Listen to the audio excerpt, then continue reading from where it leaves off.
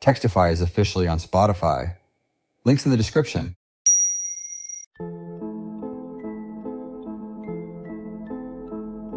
Okay, so what's everyone doing this weekend?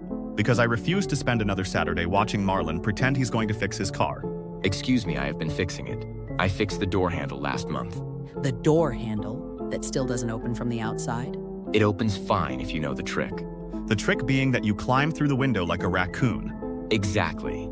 Character building. I was going to suggest we go to that new place on 5th, but honestly, I'm so tired from this week I might just rot at home. What happened? My manager scheduled me for a double on Friday with zero warning, and then had the audacity to ask me to cover Sunday too. I said no, obviously, but now there's this whole awkward thing.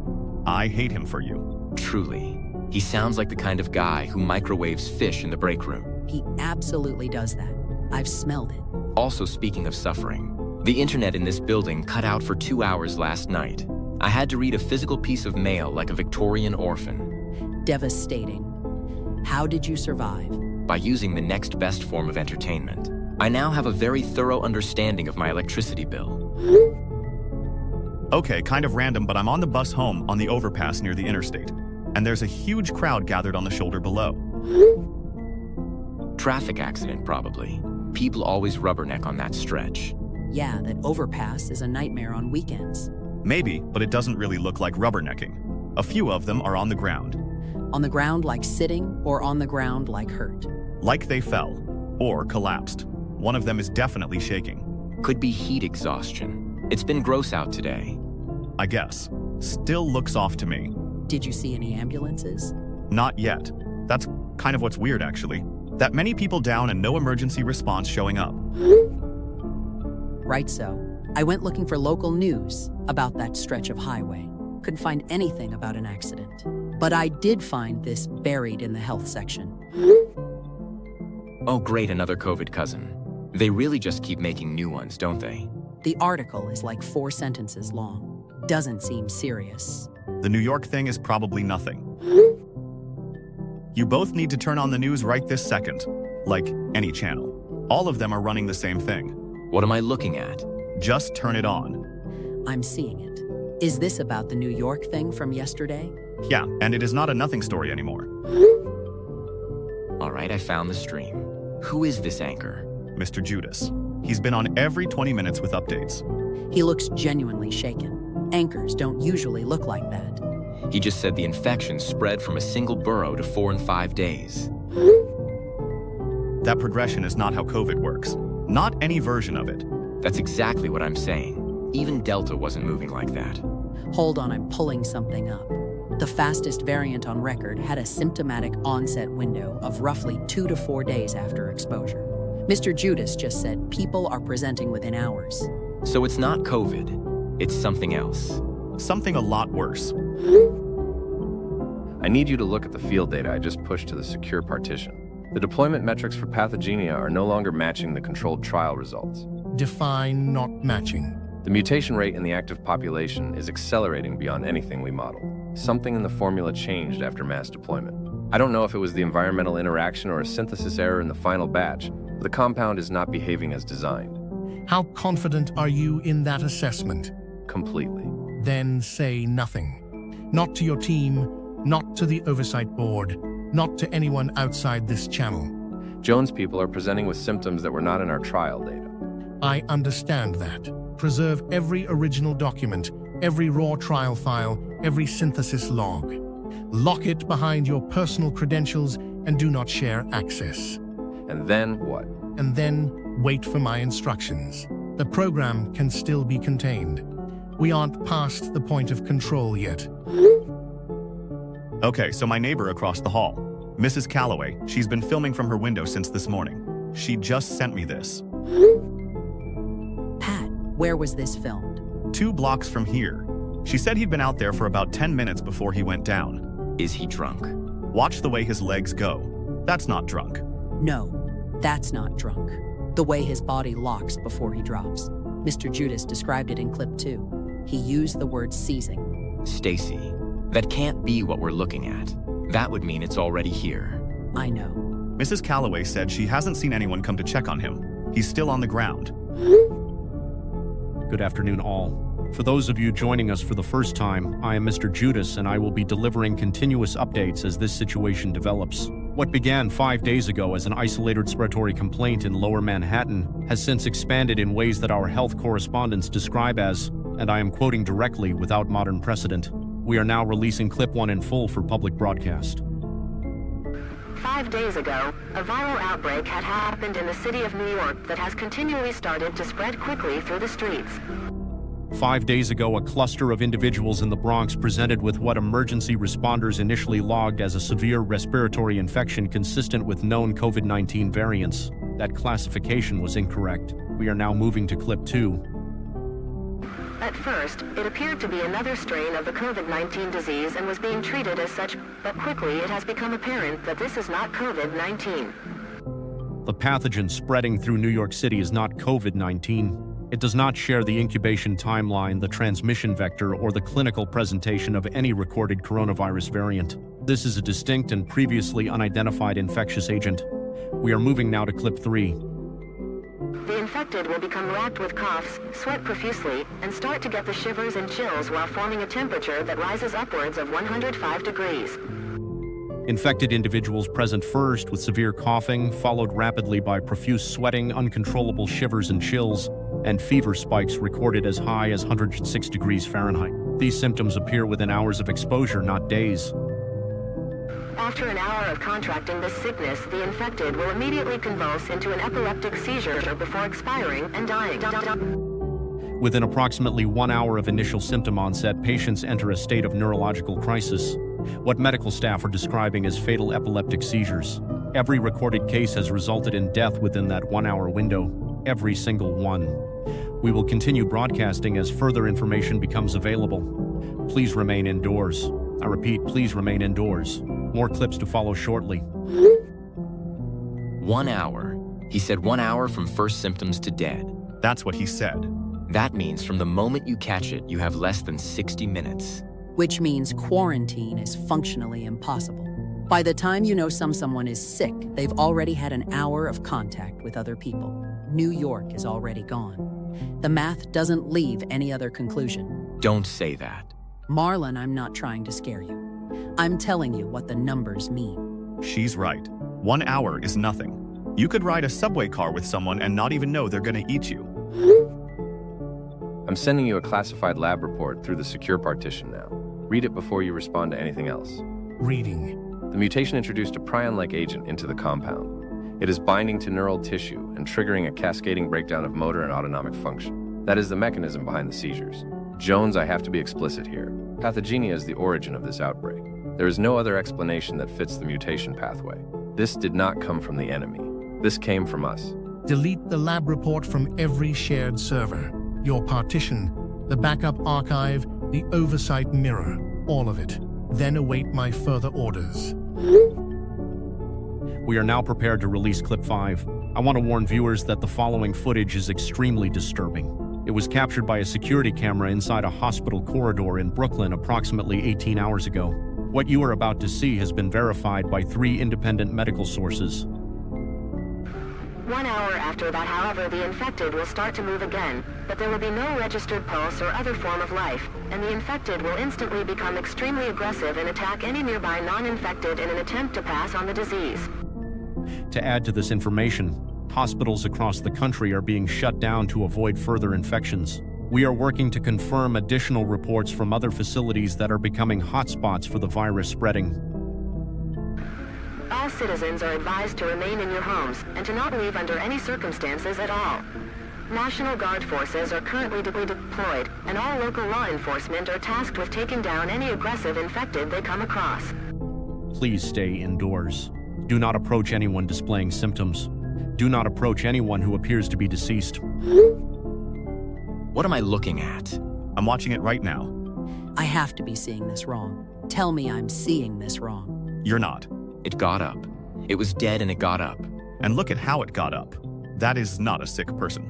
That is not someone stumbling around. It's sprinting. Marlon, it is running full speed down that hallway. I see it. I see it. I need a second. We don't have a second. I found a live tracking thread. People are mapping the horde I filmed yesterday. How far out is that? Less than 3 miles. That was posted 20 minutes ago. 20 minutes ago. So now it's closer than that. Yes, Marlon. I can hear the highway from my window too. It usually has road noise. Cars, trucks, something. But right now it's completely silent. Well, apart from all the gurgling and groaning. Jones, I need you to look at the reanimation footage from the Brooklyn hospital. I've pulled it against every pathogenia trial document we produced over 3 years. Reanimation was not in a single page of our data. Not as a risk, not as a theoretical outcome, not even as a notation in the margins. I've seen the footage. Then you understand what I'm telling you. We did not design this. Whatever introduced the reanimation mechanism, it is not from our blueprint. This is a biological process neither of us has any framework to explain. Heron, listen carefully. The situation has shifted the entire strategic calculus. What we built and what it has become are now two separate conversations. I need you available for an encrypted call within the hour. What is there to discuss? Next steps. That's all I'll say here. Be ready. Heron, I'm going to lay this out plainly. We cannot win a conventional engagement with what remains of our military infrastructure. But the enemy still has a functioning workforce. Factories, logistics chains, command personnel, healthy bodies. Jones, what exactly are you proposing? Modified cargo planes, large capacity, loaded with infected individuals from the containment overflow sites, routed into enemy territories, enemy-aligned neutral nations, and every remaining uninfected population center outside our bunker network. You want to weaponize the outbreak. I want to level the field. If no opposing nation retains a healthy workforce, there is no one left to prosecute the war against us. Jones, I have to send you something before this conversation goes any further. I've read it. Then you understand what those numbers mean. We are not talking about crippling an enemy. We are talking about ending the majority of the human population on this planet. The transmission speed alone guarantees it reaches every continent within weeks. There is no surgical version of this plan. And the alternative is unconditional defeat, which means everything we built, every program, every classified operation gets handed to the enemy to dissect and publicize. Is that the outcome you want? That is not a fair comparison. It is the only comparison that matters right now. I need your sign-off on the manifests to move forward. Agreed. Forwarding the flight manifests to your authorization queue now. The tracking thread just updated. They're in the town. Pat, barricade your doors right now. Ground floor windows too. Get off the ground floor entirely. I'm moving to my attic. I'm going right now. Keeping my phone on me, and I have it plugged in up there. It'll stay charged. I can hear screaming. From the Hendersons' place, I think. It's one street over. Pat, do not go outside. Do you hear me? Do not open the door. They've seen me. Pat. God damn it, Marlon. They're coming down my street now, too. I turned the lights off in here. I don't know if that does anything, but it felt right. It probably doesn't hurt. Stay away from the windows, too. How are you doing? Something keeps hitting the side of the house, like a dull thud irregular. I think they're walking into the exterior wall and bouncing off. The structure is holding, though. The attic feels like a solid place to hide. That's good. That's something. Marlon, can I tell you something I've been working through up here? Yeah, go ahead. I've been thinking about the origin of this thing. Ever since Clip 2 confirmed it wasn't COVID. I went back through everything I studied in my virology elective last semester. A reanimating pathogen, one that preserves enough motor function to make the host mobile and aggressive after biological death. That is not something that evolves naturally. That does not happen in the wild. So you're saying the enemy engineered it? No, that's what I'm not saying. Think about the sophistication required. You would need to design a compound that kills the host completely, but leaves the brainstem partially reactive, and then integrate a transmission mechanism that survives the host's death. No enemy nation on record has ever demonstrated that level of biological capability. Not even close. Then what are you saying? I'm saying it came from us, or from someone with access to our own military research infrastructure. A weapons program. Something that went wrong, or something that was deployed and mutated beyond what anyone anticipated. Stacy, I hear you. But think about it from the other side. The enemy has been losing ground for months. If you are a government staring at total defeat, you don't think rationally anymore. You would rather burn everything down than hand over a surrender. They built this to make sure we lost with them. Maybe. But Marlon, both of those explanations end exactly the same way. It doesn't matter who released it anymore. The result is identical. Yeah, you're right. I just needed somewhere to put the blame. Marlon, let's be honest. We're both dead. Yeah, I don't see a way out of this either. I guess I'll see you on the other side then? Yeah, I hope so. Goodbye, Marlon. Good evening, or good morning. I genuinely do not know what time it is anymore, and I don't think it matters. 2 months ago, I told you to remain calm. I told you officials were monitoring the situation. I need to correct that now. There are no officials left to monitor anything. As of the last confirmed data I was able to pull before the government information servers went dark, 89% of the country's population is confirmed dead or infected. 89. I have been sitting with that number for 3 days, trying to find a way to say it that makes it sound survivable. There is no such way. Globally, the picture is identical. Every continent is reporting population collapse at figures that match or exceed our own. Europe is gone in the same way we are gone. Asia, South America, Africa. The same progression, the same silence afterward. No government body anywhere on this planet retains the structural integrity to coordinate any kind of response. What that means plainly is that no rescue is coming. Not from your state, not from your country, not from anyone. I want to say something to the people still listening, not as a broadcaster, just as a person. You held on. Whatever you did to make it this far, it was enough for today. I hope it is enough for tomorrow too. My water supply ran out this morning. I have been in this studio for 6 weeks. I barricaded the doors on day 3 and I have not opened them since, but I cannot stay any longer. This is the end of the road. I'm at a gas station off Route 11, fueling up now. This is the last stop. I can feel it. Tony, oh my God. I've been checking my phone every 10 minutes for 3 days. Are you okay?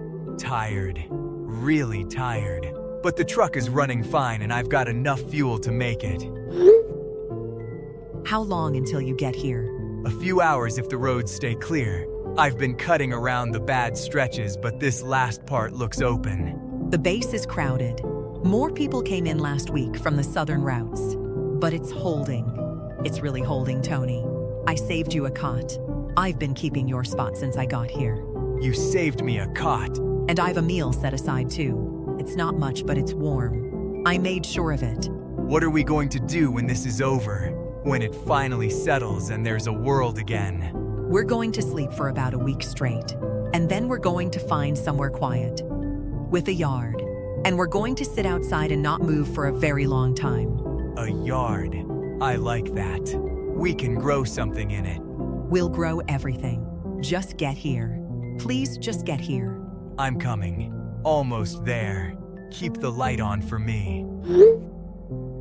Jones, I need you to look at what just came through the intercept relay.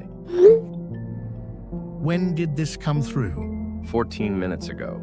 The signatures match enemy missile command. They targeted every sanctuary city still showing active population on the maps. Every single one that made it this far. The airdrop campaign worked exactly as planned. The infection seeded globally on schedule. What we did not account for is that they retained a functioning missile command inside a hardened facility somewhere we never identified. They watched us thin their population, and they launched anyway, with whatever they had left. Yes. Jones, those sanctuary cities are where the survivors went. The people who made it through 2 months of this. They consolidated there because we told them it was safe. I am aware of what those cities represent. I am forwarding the bunker lockdown protocols to the remaining personnel network now. Everyone on the list needs to be at full seal within the hour. And the people outside the bunker network are outside the bunker network. Heron, initiate your personal lockdown. That's an order. Something's wrong with the road. There's debris across both lanes. Chunks of concrete and something that looks like structural material. I had to stop and get out the truck. Gina, what happened to the trees up ahead? They're all flattened. like they were pushed outward from a single point. I'm going to walk the rest of the way. I'm coming. I've been staring at the drone feed for the past 20 minutes, the sanctuary craters, and I went back into the original Pathogenia synthesis files, the ones I was told to delete but kept a local copy of. I need to tell you something, and I need you to actually read it this time. Go ahead. Pathogenia was never reacting to the enemy's chemical agents. I built the model assuming the trigger was their bombardment compounds, but the mutation data doesn't point to their ordnance at all. It points to ours. Our own prior chemical bombardments introduced an environmental agent into the civilian population months before we deployed Pathogenia. We compromised our own population's immune infrastructure with our own weapons. And then we injected a compound that was designed to interact with a foreign agent. But instead, it met ours. And it mutated inside people who were already damaged by us. We didn't deploy a vaccine against the enemy, Jones. We deployed a mutation engine into people our own bombs had already broken. There was no enemy weapon to protect against. There never was. We did this to ourselves. The end is coming, Heron. You know, I think I finally understand something. What? Pathogenia was never the final weapon. The infected could only consume the living. They needed a host, a body, something warm to pass the agent into. There was a biological ceiling on what the outbreak could do. The missiles have no such ceiling. They will consume the living and the dead, and the ground beneath them and the air above them. Everything. We spent 3 years in classified facilities engineering a pathogen, refining the transmission vector, modeling the cascade, worrying about containment failures measured in percentage points. And in the end, it took human beings approximately 2 months to render all of that irrelevant. No plague we engineered rivals the efficiency of people deciding collectively to end themselves. Nothing we built comes close. We built the virus to win the war. Instead, we gave the world a reason to finish it. Are you still there? Yep, the attic is holding. The thumping outside stopped a while ago, actually. I think most of them moved on. The sky to the west. It's lighting up, not like sunrise. Sunrise comes from the other direction and it doesn't pulse like that. I see it from the attic window. I've been watching it for a few minutes. I didn't want to say anything. Yeah, me neither. Marlon, can I tell you something stupid? Tell me something stupid. I keep thinking about Pat's first message in this chat. The one from the beginning. The meme about your car. The raccoon one? Yeah, I laughed so hard at that I had to put my phone down. Pat spent like 20 minutes finding exactly the right raccoon. Texted me separately to make sure I knew. That is so completely Pat. The blurry photo, too. The one of the crowd on the highway. We kept telling Pat it was just a traffic accident. Pat knew. Pat always knew something was wrong before either of us, and we just kept saying, relax. It's probably nothing. I miss them so much it's stupid. It's not stupid. It's the least stupid thing left. The west is getting brighter. I know it is. Stacy. Yeah? It was nice knowing you. You too. We escaped death once. But I'm afraid it won't happen twice. At least this way it'll be quick.